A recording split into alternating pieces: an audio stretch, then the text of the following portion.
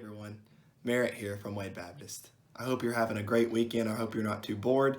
It's good to see you listening to me this morning. This morning I'm going to come and we're going to talk about something that I think we forget about way too often in our culture and in our society. This morning I'm going to be talking about rest. I'm going to come from Mark chapter 2 verses 27 and 28. And it says, "And he said to them, the Sabbath was made for man, not man for the Sabbath. So the Son of Man is Lord even of the Sabbath."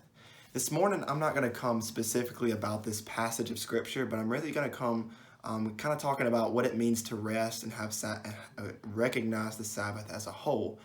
The Hebrew culture was permeated all throughout it with this idea of rest and with this idea of the Sabbath. And we see that not only did they recognize the seventh day, which was Saturday, but they even had every 7 years they would have a feast and they would have a festival of rest. And then every 7 times 7 years, they would have what was called the Year of Jubilee. And this was like the greatest of all rest celebrations. And they would skip fields and they would give fields the rest so that they could better the soul. They would release slaves and forgive debts. And it was just this huge celebration of what it meant for rest. And I'm going somewhere with this, but this morning, what that means for us is, during this time of what we consider quarantine, it seems crazy and it seems chaotic. And I don't want to portray that I think this is why we're going through what we're going through. I don't think this is why our country is in quarantine or anything like that. Like, I don't want to cause a misconception here.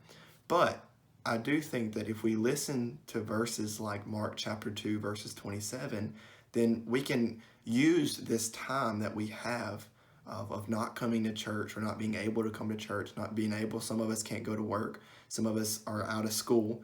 I think we can use this extra time to kind of unclog our ears, almost detox from society, you could say, and allow ourselves just to get to know and to listen to God a little bit more clearly, to hear what He has to say for us.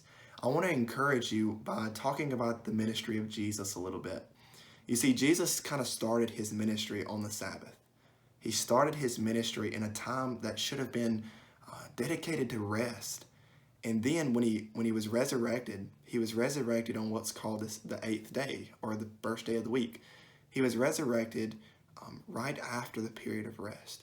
So what does that say to us in our society now? I believe it's telling us that right now, maybe if we pay attention to Scripture and we really know what it represents when it's talking about rest, maybe we should use this time, since there's no sports and there's no clutter in our lives right now, to sit down with our families, to open up the Word, to stay connected through social media or through phones or with our neighbors about who Jesus is and get to know Him more and get to be able to listen to Him more.